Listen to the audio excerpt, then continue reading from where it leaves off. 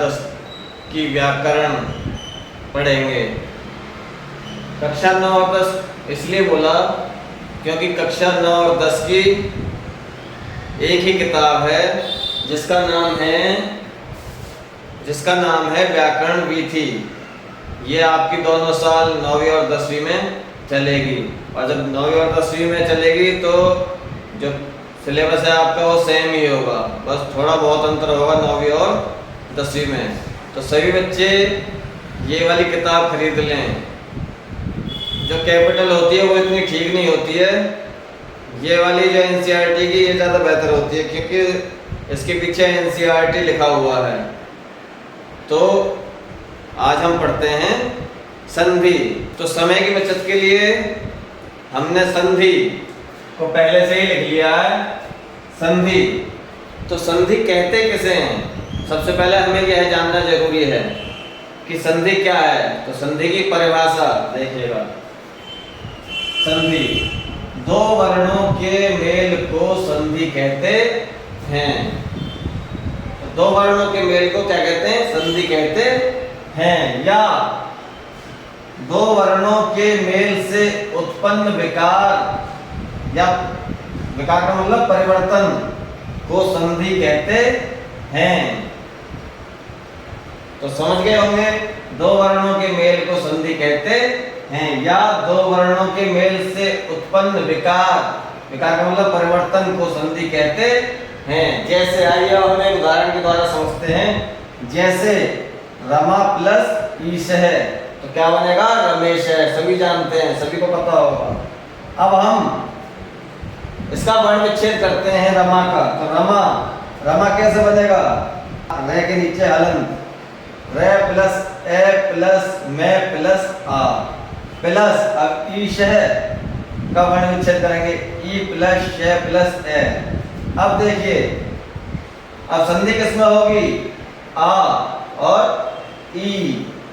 किन दो वर्णों में संधि होगी? जो ऊपर आया कि दो वर्णों के मेल को संधि कहते हैं, या दो वर्णों के मेल से उत्पन्न विकार को संधि कहते हैं। तो संधि किसमें होगी? आ और ई। तो आ और ई मिलकर के क्या वर्ण बन जाता है? ए वर्ण बन जाता है। तो जब हम इसकी संधि करेंगे तो बनेगा रमेश। रमा प्लस ईश है रमेश। आ और ई मिलकर के क्या बनते हैं? ए। यानी कि जो परिवर्तन हुआ, जो विकार आया, वो ये आया कि आ प्लस ई मिलकर के बन गए ए। तो इसलिए हमारा जो शब्द बनेगा वो बनेगा रमेश है, ए बनेगा। तो रमेश है। तो इतनी बात समझ में आ गई होगी। तो अब चलते हैं आगे। संधि के मुख्यतः 3 भेद होते हैं। हिंदी में भी आपने देखा होगा कि हिंदी में भी संधि के मुख्यतः 3 भेद होते हैं। कौन कौन से होते हैं? स्वर संधि। हिंदी में तो कहते हैं हम स्वर संधि, लेकिन अगर संस्कृत की बात आती है तो हम कहते हैं अच संधि। अच संधि कहने का मतलब है कि वो स्वर संधि है। और हिंदी में कहते हैं हम जिसे व्यंजन संधि, संस्कृत में कहते हैं हम उसको हल संधि। फिर तीसरा आता है हमारा विसर्ग संधि। तो ये 3 हमारी मुख्य संधियां हैं। अब स्वर संधि की बात आती है, यानी कि अच संधि। तो स्वर संधि होती किसमें है? स्वर का स्वर के साथ मेल, स्वर का स्वर के साथ मेल स्वर संधि कहलाती है। अब आते हैं हम व्यंजन संधि, यानी कि हल संधि। तो व्यंजन संधि की परिभाषा क्या है? व्यंजन का स्वर या व्यंजन से मेल व्यंजन संधि कहलाता है। यानी कि व्यंजन का किसके साथ मेल? स्वर के साथ हो या व्यंजन के साथ मेल हो, तो वो व्यंजन संधि कहलाती है। पहली क्या थी? स्वर का केवल स्वर के साथ मेल। जैसे अभी हमने उदाहरण दिया था रमा प्लस ईश, तो क्या हो गया? रमेश। तो वो स्वर का स्वर के साथ मेल है, तो इसलिए वो स्वर संधि थी। फिर है हमारा व्यंजन का स्वर या व्यंजन के साथ मेल, वो कहलाता है हमारा व्यंजन संधि। फिर है हमारा विसर्ग संधि। विसर्ग संधि कैसे होती है? विसर्ग का स्वर या व्यंजन से मेल विसर्ग संधि कहलाती है। इस प्रकार से इतनी बात समझ गए होंगे। अब देखिए स्वर संधि। स्वर संधि यानी जिसे कहते हैं हम अच संधि। अब स्वर संधि के भी हमारे 8 भेद होते हैं। अब 8 भेद कौन कौन से होते हैं देखिएगा। दीर्घ संधि, जिसे संस्कृत में कहते हैं अकह सवर्णे दीर्घ है। तो पहला भेद कौन सा हुआ? दीर्घ संधि, यानी कि अकह सवर्णे दीर्घ है। दूसरा भेद होगा हमारा गुण संधि, जिसे कहते हैं हम आग गुण हैं। तीसरा भेद होगा हमारा वृद्धि संधि, जिसे कहते हैं वृद्धि रेचि। चौथा भेद होगा हमारा यण संधि, जिसे कहते हैं हम इको यण अची। पांचवा भेद है हमारा अयाति संधि, जिसे संस्कृत में कहते हैं एचो अवायावह। क्या कहते हैं? एचो अवायावह। अब छठा भेद देखिए हमारा पूर्व रूप संधि, जिसे संस्कृत में कहते हैं एंगे पदांता दति। सातवां भेद है हमारा प्लुत प्रग्रह अचि नित्यम, जिसे कहते हैं प्रकृति भाव संधि भी कहते हैं। प्लुत प्रग्रह अचि संधि, जिसे हम प्रकृति भाव संधि भी कहते हैं, और संस्कृत में कहते हैं प्लुत प्रग्रह अचि नित्यम।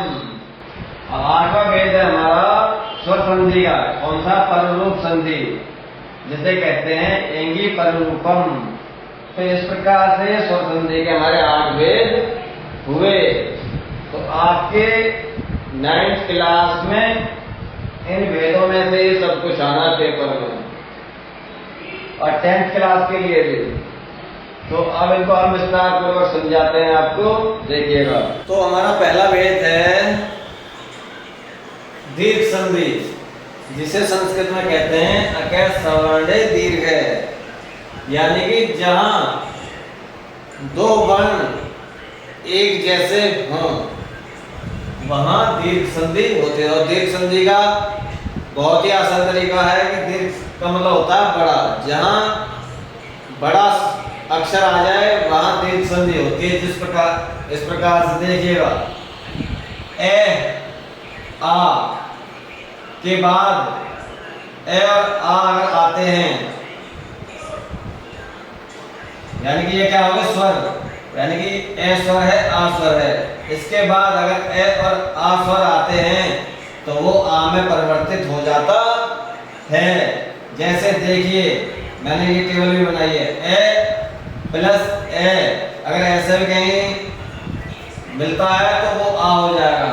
आ और प्लस आ मिलकर भी आ बनता है, और आ प्लस ए मिलकर भी आ बनता है, आ प्लस आ मिलकर भी आ बनता है, और ए प्लस आ मिलकर भी आ बनता है। तो ये सिर्फ आपको समझाने के लिए टेबल बनाई थी कि इस प्रकार से आएंगे तो वो बड़ा आ ही होगा, चाहे यहाँ कैसा भी हो वो बड़ा आ ही होगा। अब एक उदाहरण द्वारा इसको समझते हैं, देखिएगा। पुस्तक जमा आलय। तो पुस्तक यहां क्या आ रहा? आ प्लस यहां शुरुआत में क्या है? आ। तो ए प्लस आ क्या बन जाएगा? ये पुस्तकालय। इसी प्रकार से, यानी कि ए प्लस आ बराबर मिलकर के क्या बन गया? आ। हो गया पुस्तकालय। दूसरा उदाहरण है हमारा रत्न प्लस आकर। तो ये बन जाएगा रत्नाकर। रत्न, रत्न का क्या है? ए प्लस इसका क्या है? आ। ए प्लस आ मिलकर के बन गया हमारा आ। तो ये हमारा हो गया रत्नाकर। इसी प्रकार से होगा पुस्तकालय। तो ये आपका एक उदाहरण, 2 उदाहरण आपको समझ में आ गए होंगे। देखिए बच्चों, उसी प्रकार से और उदाहरण देव प्लस आशीष है। तो यहाँ ए और आ मिलकर के बन गया आ। तो ये होगा हमारा देवाशीष है। चे प्लस अपी, तो ए और आ मिलकर के हो गया आ। तो ये होगा चापी। विद्या जमा अर्थी, आ और ए मिलकर के हो गया आ। तो हो गया विद्यार्थी। इसी प्रकार से दूसरे नियम पर चलते हैं, जो है ई प्लस ई मिलकर के बनेगा बड़ी ई, या बड़ी ई प्लस बड़ी ई मिलकर के बनेगा बड़ी ई, या छोटी ई प्लस बड़ी ई मिलकर के बनेगा बड़ी ई। तो इसी प्रकार से उदाहरण देखिए, गिरी प्लस इंद्र है, यानी कि छोटी ई प्लस छोटी ई क्या बन जाएगा, बड़ी ई। तो हो गया हमारा उदाहरण गिरीन्द्र, यानी कि बड़ी ई होगी गिरीन्द्र। अब कपि प्लस ईश है, तो कपि यानी कि छोटी ई प्लस बड़ी ई मिलकर के होगी बड़ी ई, तो ये होगा हमारा कपीश है। अब है हमारा मही प्लस ईश है, तो मही यानी कि बड़ी ई और बड़ी ई मिलकर के होगा बड़ी ई, महिष है।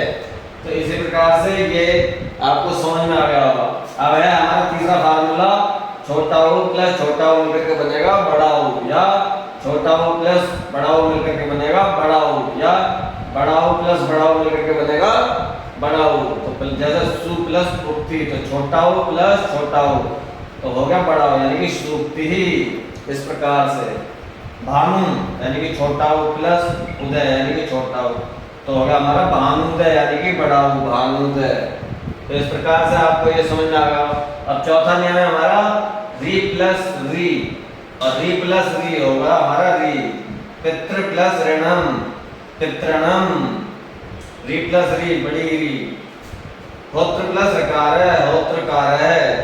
तो इस प्रकार से ये आपकी दीर्घ संधि यानी कि सवर्ण दीर्घ है, ये हमारी संधि पूरी हुई। अब चलते हैं दूसरी संधि पर। अब है हमारी दूसरा भेद वृद्धि संधि, जिसे संस्कृत में कहते हैं वृद्धि रेची। अब इसके नियम देखिएगा, जैसे हमने दीर्घ संधि में देखे थे ऐसे ही अब देखे वृद्धि संधि। ए या आ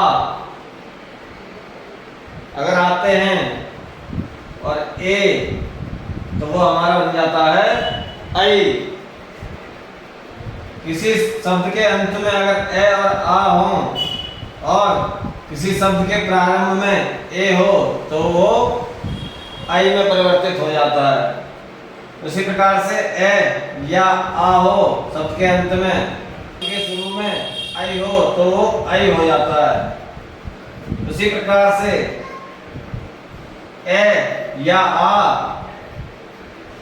शब्द के अंत में आए और शब्द के शुरू में अगर ओ हो तो वो औ में परिवर्तित हो जाता है। उसी प्रकार से ए या आ हो और प्लस शब्द के शुरू में औ हो तो वो औ में परिवर्तित हो जाता है।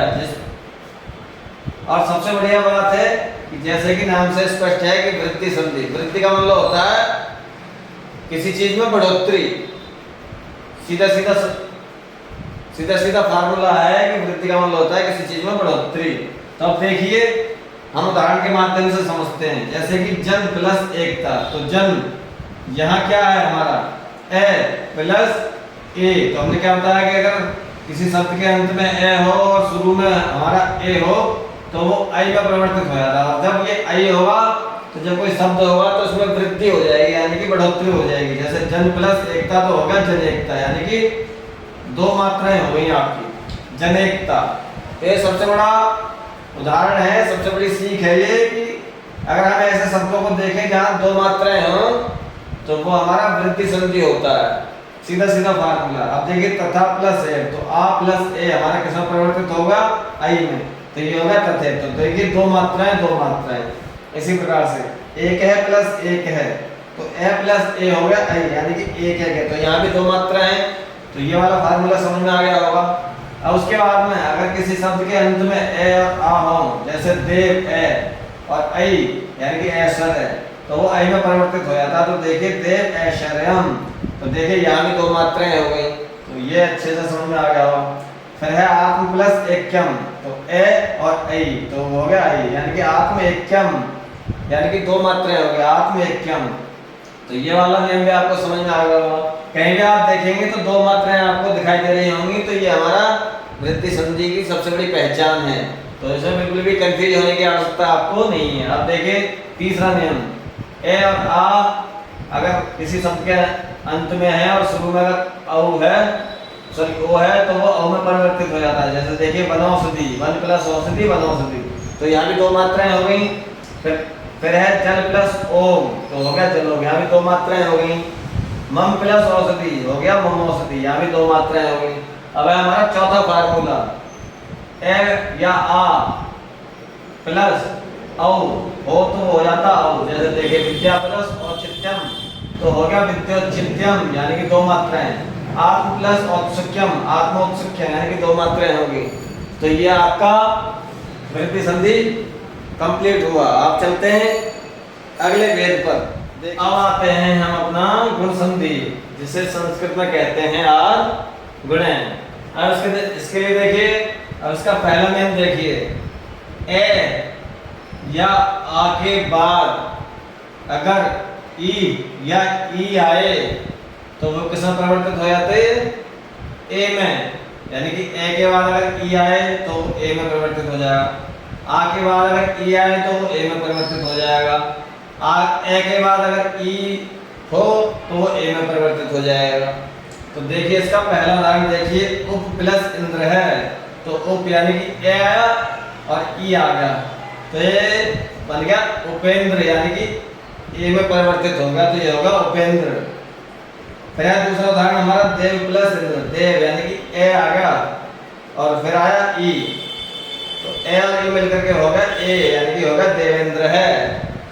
गण प्लस ईश है, ए और ई मिलकर के होगा ए तो होगा हमारा ये गणेश है। इसी प्रकार से आप इतना जान लीजिए कि उपेंद्र, हमें शब्दों पर ध्यान देना है। अगर हम थोड़ा नियम पर जाएंगे तो शायद हमें वो चीजें याद नहीं रहेंगी। हमें शब्दों पर ध्यान देना है।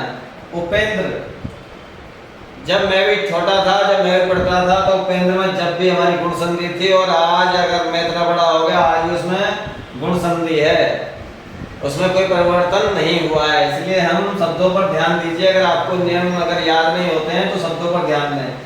देवेंद्र, जब हम पढ़ते थे छोटे थे तब भी देवेंद्र में गुण संधि थी और आज भी देवेंद्र में गुण संधि है, बस आपको थोड़ा सा समझना होगा। गणेश, गणेश एक ऐसा शब्द है जो सबको याद रहता है। तो गणेश में 40 साल पहले भी वही संधि थी यानी कि गुण संधि और आज भी वही संधि है गणेश में। गणेश, रमेश, देवेश इनमें गुण संधि हुआ करती है, जिसमें एक ही मात्रा है वो गुण संधि। उसके बाद दूसरा नियम है हमारा कि ए या आ के बाद उ या ऊ हो तो वो ओ में परिवर्तित हो जाता है। जैसे सूर्य प्लस उदय तो ए और ऊ मिलकर क्या हो गए ओ, तो हमारा शब्द बना सूर्योदय। तो सूर्योदय शब्द को याद रखें कि सूर्योदय शब्द में 40 साल पहले भी गुण संधि थी और आज भी गुण संधि है। नियम शायद आपको याद रहे या ना रहे। नर प्लस उत्तम, ए और वो मिलकर के हो गया ओ तो ये हो गया हमारा नरोत्तम। तो नरोत्तम में आज से 40 साल बाद भी गुण संधि होगी। तो नरोत्तम को आप शब्द को याद रखें क्योंकि जो बोर्ड के पेपर हुआ करते हैं 10th के 9th के, उनमें शब्द ही आते हैं और शब्द अगर हमें याद होंगे कि इस शब्द में ये संधि है तो हम आसानी से उन संधियों को हम बता सकते हैं। नियम तो शायद हमें याद रहेंगे, नियम आपसे पूछते भी नहीं है पेपर में, सिर्फ आपसे शब्द दे दिए जाएंगे और पूछेंगे कि इसमें कौन सी संधि है या उसका संधि विच्छेद दे दिया जाएगा। इस प्रकार से आपसे पूछेंगे कि भाई ऐसा बताइए कौन सी संधि है। तो नर प्लस उत्तम नरोत्तम, गंगा प्लस उत्तम हो जाएगा गंगोत्तम। अब हमारा तीसरा नियम है ए या आ के बाद री हो तो वह अर में परिवर्तित हो जाता है। जैसे ग्रीष्म प्लस ऋतु तो ग्रीष्म ऋतु, तो ये होगा ग्रीष्म ऋतु। तो ग्रीष्म ऋतु को ध्यान रखें कि आज से पहले भी इसमें गुण संधि थी और 40 साल बाद भी गुण संधि होगी, तो ग्रीष्म ऋतु को याद रखें। देवर्षि, तो देवर्षि में हमारी गुण संधि होगी। महर्षि, महर्षि में भी हमारी गुण संधि होगी। तो इस प्रकार से आपकी गुण संधि पूर्ण हुई। अब अगला भेद आता है हमारा यण संधि।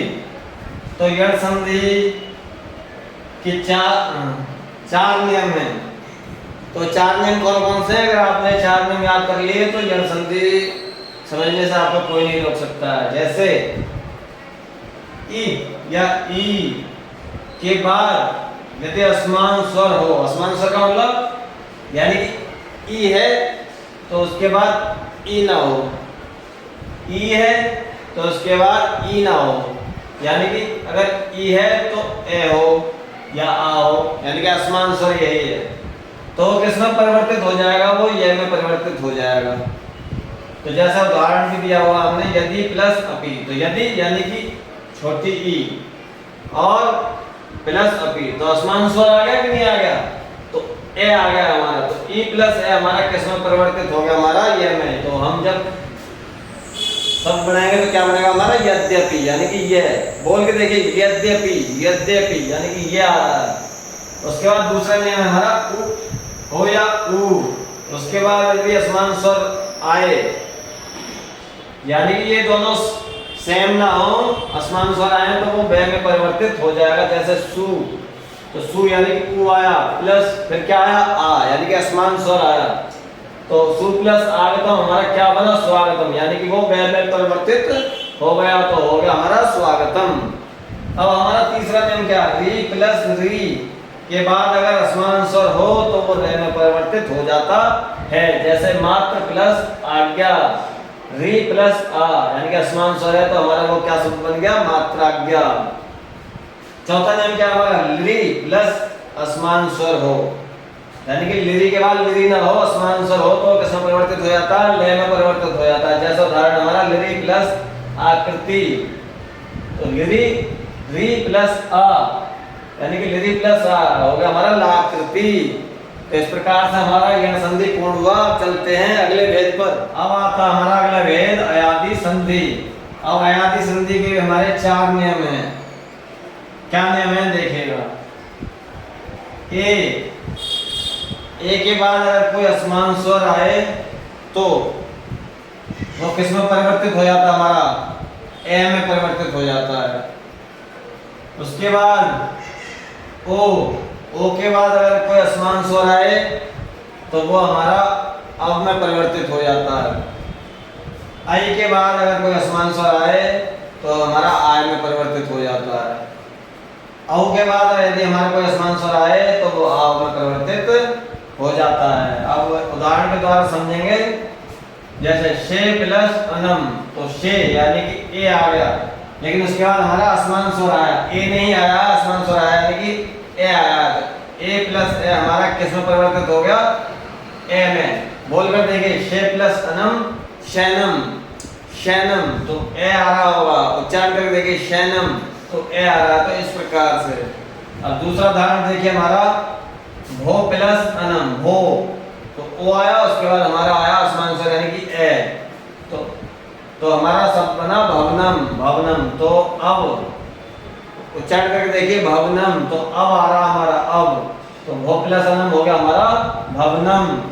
अब है हमारा ने प्लस अक, ने का मतलब आई, आई के बाद हमारा असमान स्वर आया ए, तो आई प्लस है हो गया हमारा आय, तो ने प्लस अक हो गया हमारा नायक, नायक बोल के देखिए नायक, तो आय आ रहा हमारा आय। तो इस प्रकार से। अब देखिए पौ, पौ प्लस अक है, पौ प्लस अक है तो हमारा शब्द बना पावक है। तो औ के बाद असमान स्वर है हमारा ए, तो हमारा शब्द बना पावक। बोल कर देखिए पावक, तो आव आ रहा हमारा आव। तो आपने देखा कि ए ओ ए औ, अगर ये शब्द हो और उनके बाद कोई असमान स्वर आए तो वो ए अब आय आव में परिवर्तित हो जाते हैं। तो वहां हमारी अयादि संधि होती है। अयादि संधि बहुत ही सिंपल संधि है। अगर देखा जाए तो सबके बीच में आपको ज्यादातर देखेगा शैनम, नायक, इस प्रकार से देखने को मिल रहे हैं। तो अभी आपके अयादि संधि पूर्ण हुई। अब है हमारी पूर्व रूप संधि। पूर्व रूप संधि ये ज्यादातर पेपरों में आपके नहीं आती है, 9वीं और 10वीं में आपके ये नहीं है, लेकिन फिर भी आपको ये बताया जा रहा है, फिर भी आप समझ लें कि भाई ये है क्या। तो पूर्व रूप संधि ते प्लस अपि, ते अपि, वृक्षे प्लस अपि, वृक्षे अपि, यानी कि जहां आपको ये एस टाइप का अक्षर देखने को मिल जाए वहां आपकी पूर्व रूप संधि होती है। ये एस टाइप का, इसका मतलब क्या होता है, इसका उच्चारण करने के लिए हमें 3 गुना समय लगता है। स्वर होते हैं ना प्लुत स्वर, ह्रस्व स्वर, दीर्घ स्वर और प्लुत स्वर। तो इन्हें उच्चारण करने के लिए 3 गुना समय लगता है। तो इसलिए ये एस टाइप का लिखा होता है। ते प्लस अपि यानी कि ते अपि, वृक्षे प्लस अपि, वृक्षे अपि। तो इस प्रकार से पूर्व रूप संधि है। उसके बाद आती है हमारी पर रूप संधि। तो पर रूप संधि में क्या आपका कुछ नहीं है, प्र प्लस ए जिते हो गया प्रेजिते, यानी कि एक ही मात्रा लग गई। उप प्लस औषधि होगा उपौषधि, ऐसा इसमें कुछ नहीं है। तो ये आपकी 7 संधि पूर्ण हो गई। जो 8वीं संधि थी आपकी प्लुत प्रग्रह अच्छी नित्यम, ये आपकी, ये भी कोई ज्यादा महत्वपूर्ण नहीं है, इसलिए हमने 7 संधि आपको बता दी। और एक किस संधि के भेद थे आपको याद होगा, किस संधि के भेद थे ये? तो ये थे आपके स्वर संधि के भेद। तो ये आपकी स्वर संधि पूर्ण हुई।